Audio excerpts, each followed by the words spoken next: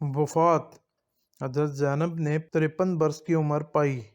आप सलामुल्लाह व रज़वाना अलैहा का इंतकाल हज़रत उमर के ज़माना खिलाफत 20 हिजरी बमुताबिक 641 ईस्वी में हुआ। हज़रत उमर ने खुद नमाज जनाजा पढ़ाई।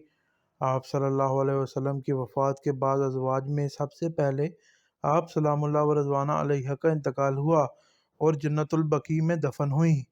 बवक्त तदफीन अमीरुल मोमिनीन हज़रत उमर अगरचे मौजूद थे, मगर हुक्म शरई की बिना पर आप सलामुल्लाह व रज़वाना अलैहा की नाश व कब्र के अंदर आपके महरम मर्दों ने उतारा और कब्र में नाश उतारते वक्त कपड़ा तान कर पर्दा कर लिया गया। फ़ज़ाइल व ख़साइस। आपके चंद फ़ज़ाइल व मनाक़िब दर्ज किए जाते हैं। एक दफ़ा रसूलुल्लाह सल्लल्लाहु अलैहि वसल्लम अपने घर तशरीफ़ लाए। आप सल्लल्लाहु अलैहि वसल्लम के साथ हज़रत उमर बिन ख़त्ताब भी थे। घर में हज़रत ज़ैनब नमाज और दुआ में मशगूल थीं। आप सल्लल्लाहु अलैहि वसल्लम ने उनको देखकर फरमाया, ज़ैनब ओवा खातून है। एक रवायत में आप सल्लल्लाहु अलैहि वसल्लम ने ओवा की वजाहत करते हुए फरमाया है, जिस शख्स के दिल में खुशू हुआ और अल्लाह ताला के सामने रो रो कर दुआएं मांगता हो, वो ओवा है। हज़रत आयशा फरमाती हैं, मैंने दीन के मामले में ज़ैनब से बेहतर भी कोई औरत नहीं देखी। उनसे ज़्यादा अल्लाह से डरने वाली, सच बात कहने वाली, सुलह रहमी करने वाली और सदका व खैरात करने वाली मैंने कोई नहीं देखी, और ना ही उनसे बढ़कर कभी कोई ऐसी औरत देखी है जो अपनी हयात को मेहनत में खपा कर माल कमाती हो और फिर उस कमाई को सदका कर देती हो और उसके ज़रिए अल्लाह ताला का कर्ब हासिल करती हो। हज़रत उम्मे सलमा ने हज़रत ज़ैनब के बारे में फरमाया, वो हज़ूर सल्लल्लाहु अलैहि वसल्लम की मंजूर नज़र थीं।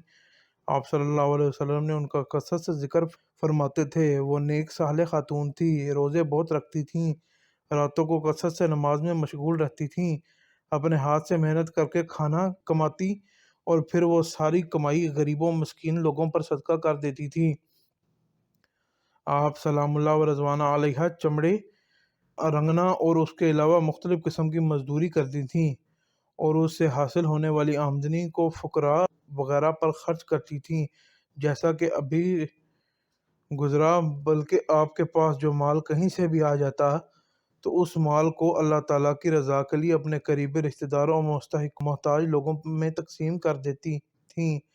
चुनांचे हज़रत उमर ने जब अपनी खिलाफत में हज़रत ज़ैनब का वजीफ़ा 12,000 दिरहम, जो कि 37,800 तोला चांदी के मसावी हैं, मुकर्रर फरमा दिया, तो उन्होंने सिर्फ 1 साल उसे कबूल फरमाया और वो भी उस कैफियत के साथ कबूल किया। वो वजीफ़ा वसूल करने के बाद अल्लाह ताला से ये दुआ की, ए अल्लाह, ये माल आइंदा साल मेरे पास ना आए क्योंकि ये फितना है।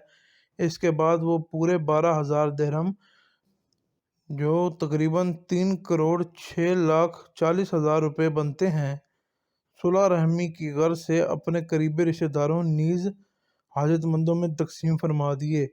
हज़रत उमर को ये बात मालूम हुई कि उन्होंने वो सारी रकम अल्लाह के नाम पर तकसीम कर दी है, तो हज़रत उमर ने फरमाया, ऐसी नेक खातून हैं जिनसे लोगों को खैर ही मिलती है। फिर उनके पास तशरीफ़ ले गए, बाहर दरवाज़े पर खड़े होकर उनकी खिदमत में सलाम भिजवाया और अर्ज़ की कि मुझे आपकी रकम तकसीम कर देने का वाक़या मालूम हो गया है।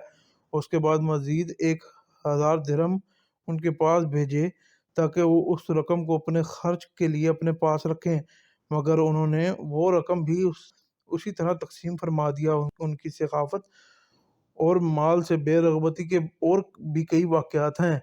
हज़रत ज़ैनब की वफ़ात पर हज़रत आयशा ने उनके मुतल्लिक़ फ़रमाया, वो दुनिया से इस हाल में रवाना हुई हैं कि 2 काबिल तारीफ़ इबादत गुज़ार खातून थीं, और वो अपने जाने के साथ यतीमों और बेवाओं को भी घबराहट में डाल गई हैं, क्योंकि वो सोचेंगे अब हमारे अखराजात का निज़ाम कहाँ से होगा। एक मौके पर रसूलुल्लाह सल्लल्लाहु अलैहि वसल्लम ने अज़वाज मुतहहरात से फरमाया था कि मेरी वफ़ात के बाद तुम में से जो सबसे ज़्यादा लंबे हाथों वाली है, वो सबसे पहले वफ़ात पाकर मुझे आ मिलेगी।